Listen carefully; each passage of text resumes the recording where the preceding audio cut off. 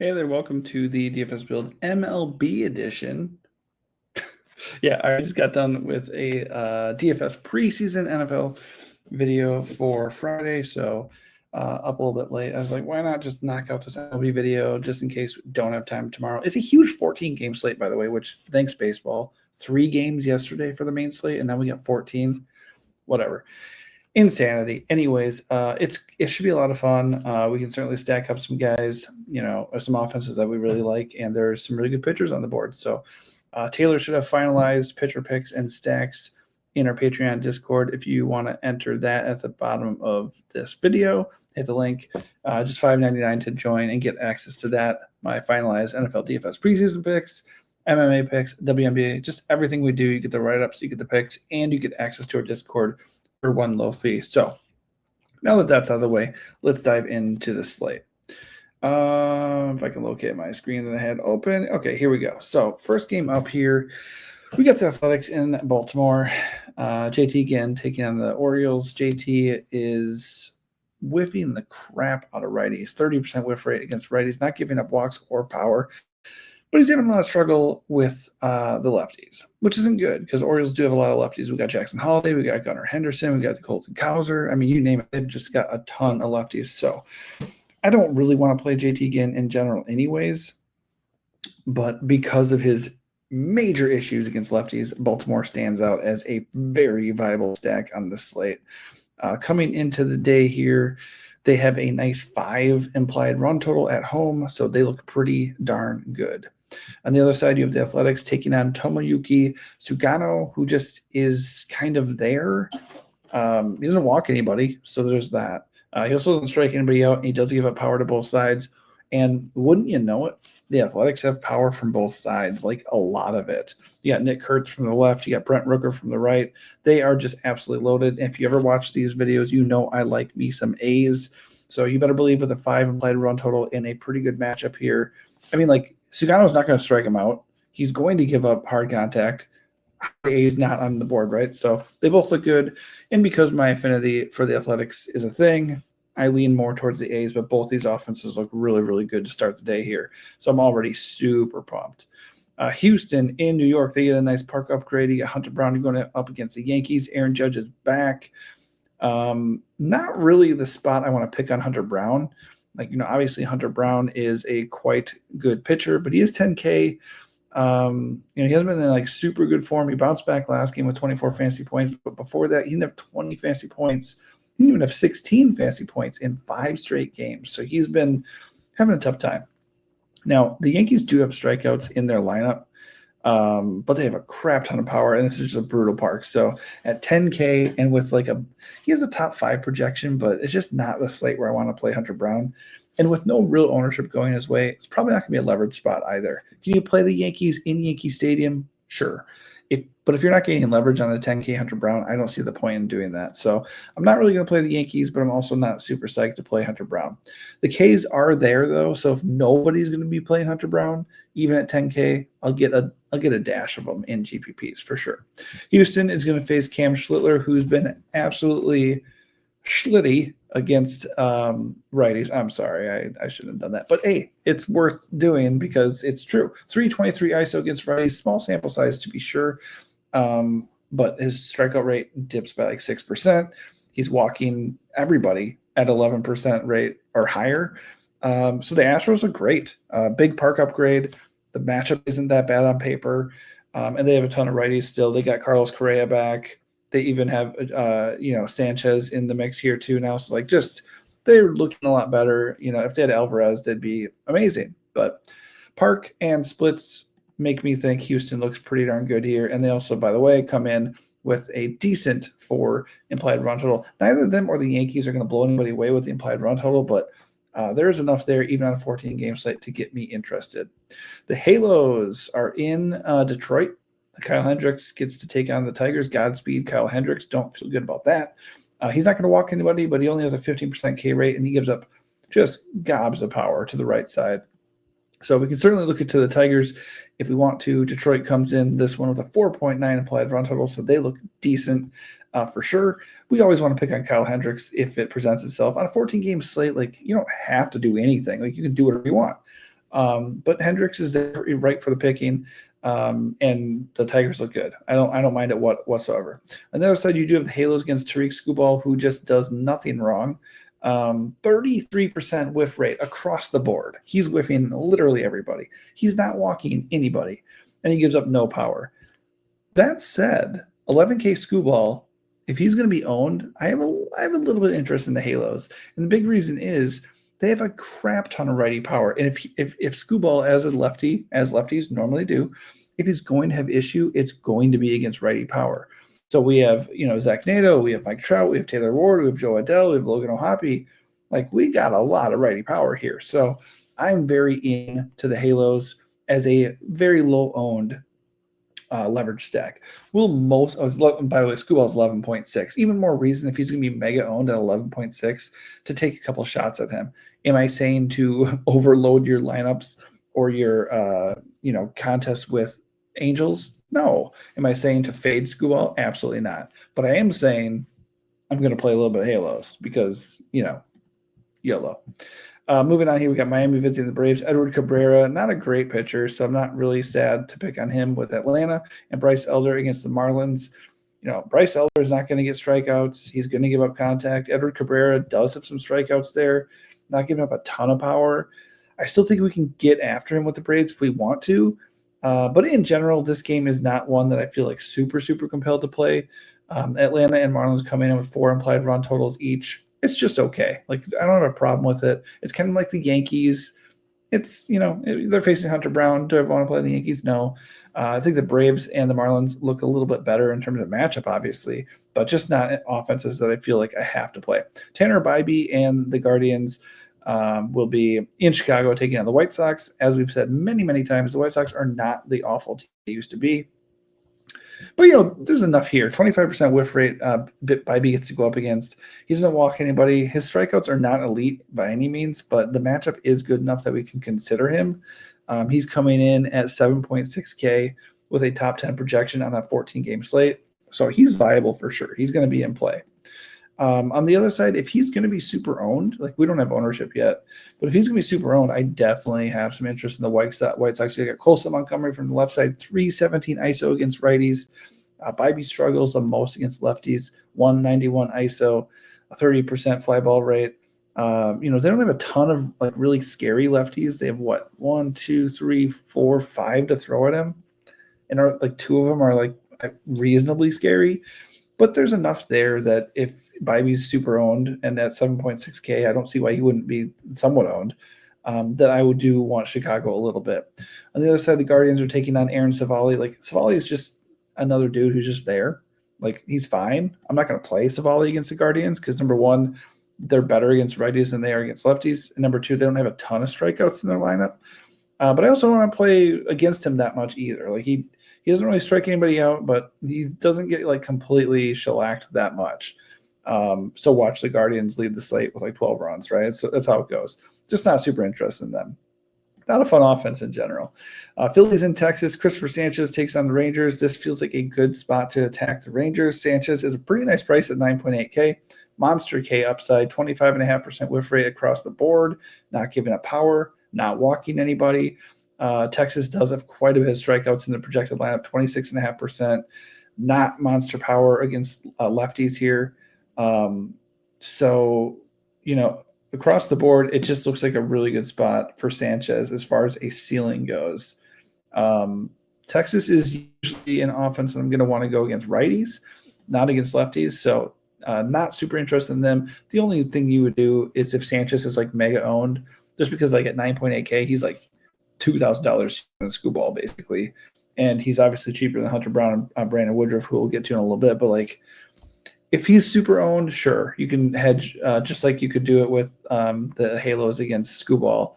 But I like Sanchez a lot on this slate. The Phillies will take on Merrill Kelly. He is playing, I think, his second game with Texas now. Kelly is like even worse than guys like Hendricks or Savali because like he's reasonably decent most of the time. He doesn't give up a lot of damage, does not get blown up very much. Against righties on the year, he's really holding them in check. Really good strikeout rate against righties, not walking anybody that much, but he does give up a good amount of power, 198 ISO to lefties, which is kind of terrible news against the Phillies. It's not good. Kyle Schwarber, Bryce Harper, even Bryson Stott, Brandon Marsh, we can throw in there, but mostly Schwarbs and Bryce, like they could tee off here against Kelly for sure. He's not really a gas can, so I don't want to go overboard here. I think I'd mostly just do a mini stack for the Phillies. But they're coming in, only with a 3.93 implied raw total as well. It's just, again, not really like a gas can guy that we have to go attack. But do I want a Schwarber dong? I do. So I might do that. All right, moving on. We got KC in Minnesota. Seth Lugo taking on the completely diluted Twins. They got rid of a bunch of their good bats, so they're just not scary anymore. Seth Lugo really isn't the guy that I want to play that much of. But 8.3K, that's palatable. I don't mind it. Nothing wrong with that. His numbers on the year overall are okay. Just not an elite K rate or anything, and most of the damage on him is going to come from the left side. And they do have lefties. I'll give them that. They have 3, 4, 5, 6 lefties to throw at him, so it could be a problem. Could be bad.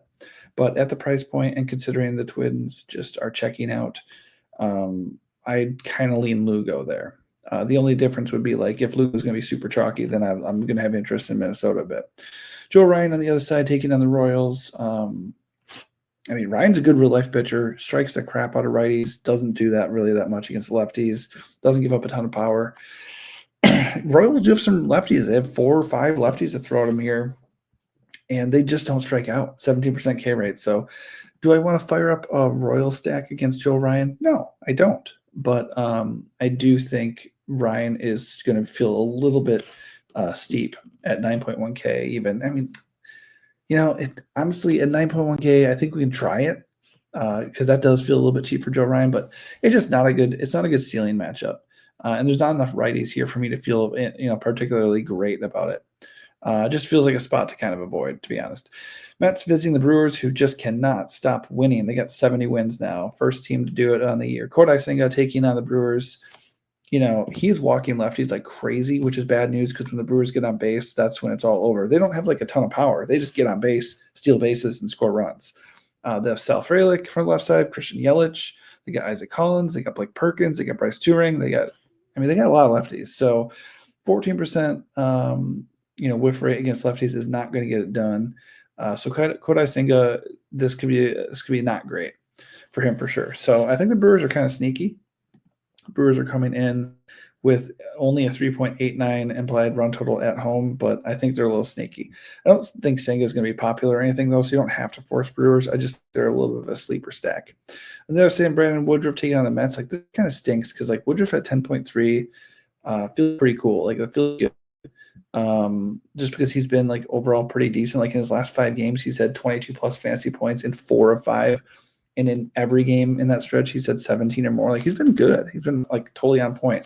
So I would normally be totally fine with paying 10.3 for him, especially with Hunter Brown in a way worse spot. But the Mets are just not a good draw. I don't really want to play him against the Mets, even at home, even in the good form.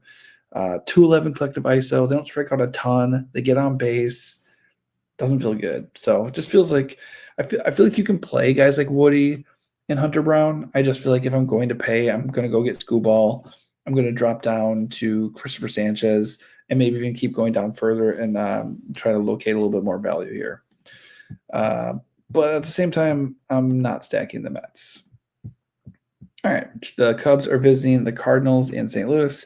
They get a park downgrade. Matthew Boyd taking on the Cardinals. Not superimposing lineup against lefties, so Boyd, I think, is in play. Striking lefties out really well. Just an average strikeout rate overall, though. Not walking anybody, not giving up power, and the park is going to help him. 8.8K feels a little bit steep just because the upside isn't massive, but the Cardinals just the Cardinals just are never scary. So I think Boyd's okay. I don't feel super excited to play him. Maybe on the other side, he is not striking anybody out at all. And he has to face the Cubs. So even though it's in a pitcher's park and the Cubs are they actually do have a high implied run total of 4.65, probably because they're facing Michael McGreevy and he can't strike anybody out. I don't know. I'm not playing Michael McGreevy, I can tell you that much, but I think total and the fact that McGreevy's giving up a 3.51 WOBA, 15% whiff rate. Come on, man. And he's going to face 3, 4, 6 lefties and good ones. Cubs look pretty good for sure. Don't mind the Cubs whatsoever. And I think the fact that they're not in like a really good park for hitting could have them fly a little bit under the radar. So another sleeper stack, more so than the Brewers too. Walker Buehler in the Red Sox in Petco Park here taking on the Padres. Buehler has been not great for like 2 years now. He's in a pitcher park today, so that there's that.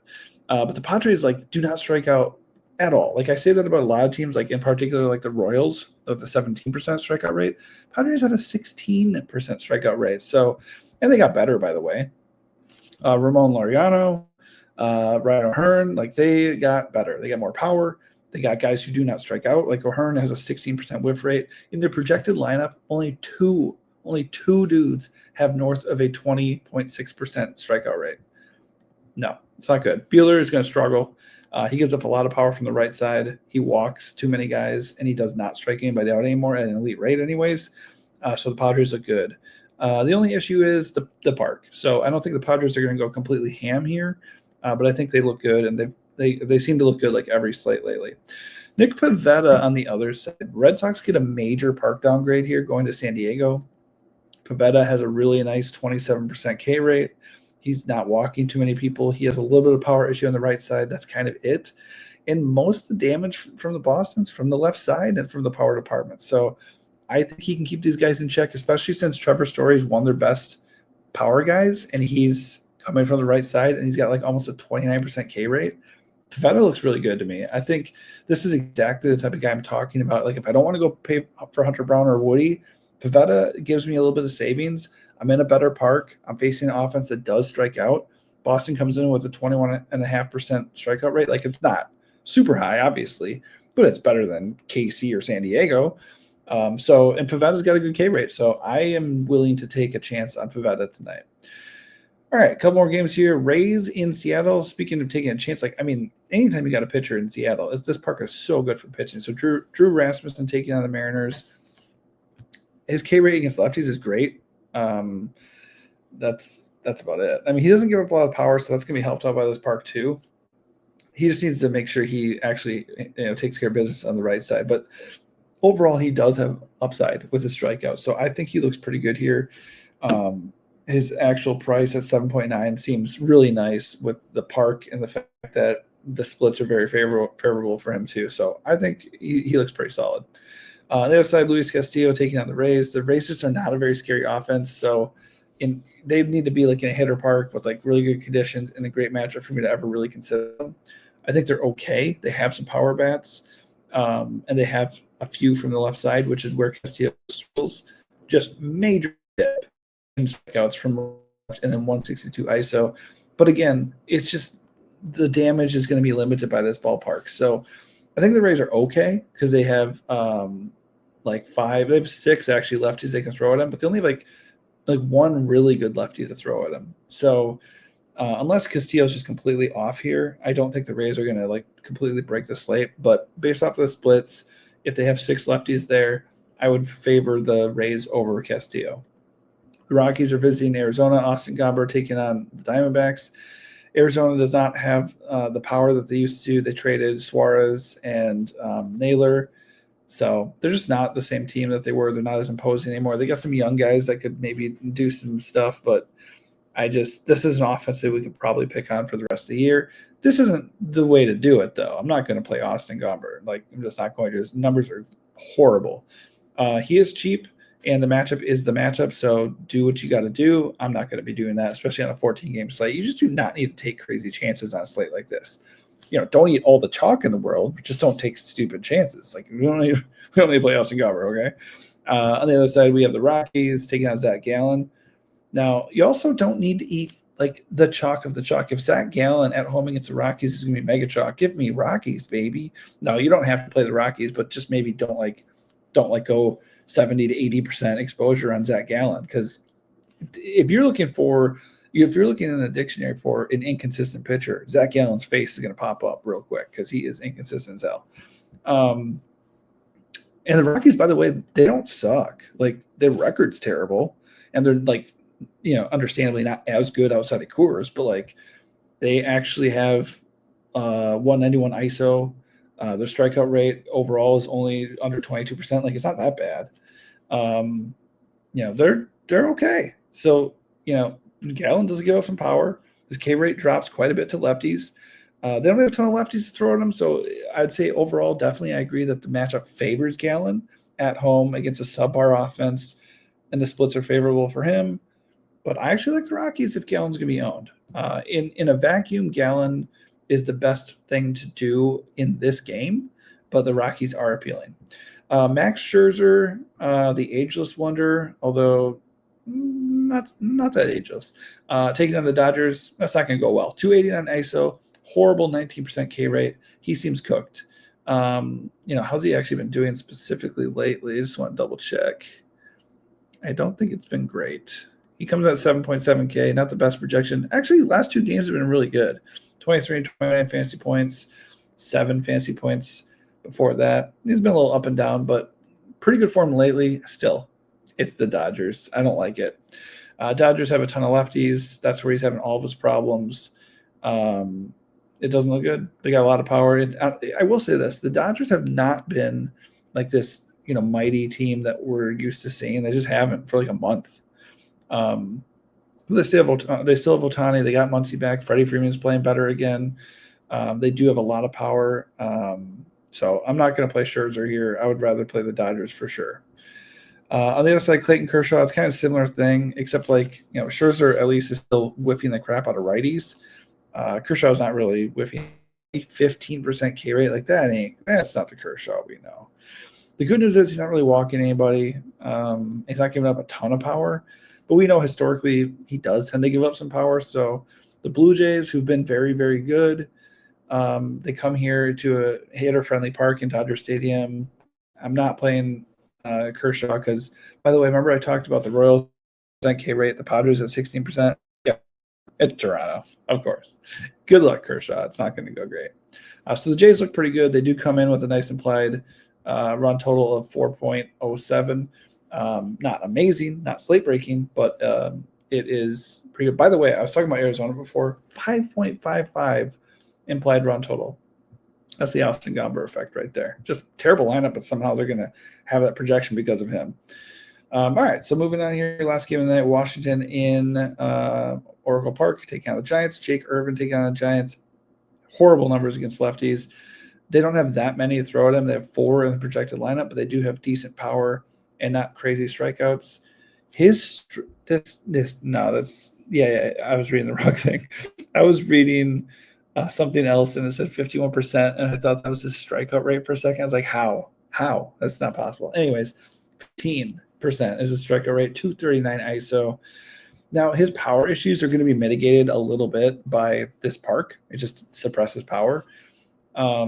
But still, the numbers don't look good for him, and the Giants do have power, specifically from the left side. If Rafael Devers ever wants to remember he's good again, that could be bad for Jake Irvin. So the Giants are kind of sneaky. I think they look pretty good. They come in with – actually, their run line is not on here. But I would imagine it's going to be 4.5 to 5. It's going to be decent, even due to the park, because Jake Irvin can be had. The other side, the Nats get to face Kai-Wei Teng. Very small sample size, but over the last 2 years, he has given up power to the right side for sure, and he's not really striking anybody out. So, again, power is suppressed here. So as much as the splits and everything could potentially favor C.J. Abrams, James Wood, Josh Bell, it's just hard to really fall in love with the Nats here in this park. All right, that is going to do for me. That's 14 game breakdown. You're welcome. No, really, if this does help you out, I'd appreciate a like and a subscribe. Both those things help me out quite a bit. And if you want to catch any of our other videos, I don't know if it's going to pop up at the end of this video, but you can just check out our channel. I have a DFS video for Friday for NFL. And we try to push out videos for MLB whenever we can. And we also got some YouTube shorts hanging out to just kind of help you prep for the fantasy football redraft season as we slowly get to week 1 of the DFS NFL season as well. Anyways, this is an overall breakdown. We'll have finalized pitcher picks and stacks in our Discord or Patreon, so don't forget to consider signing up for that as well. All right, thanks for watching, and good luck.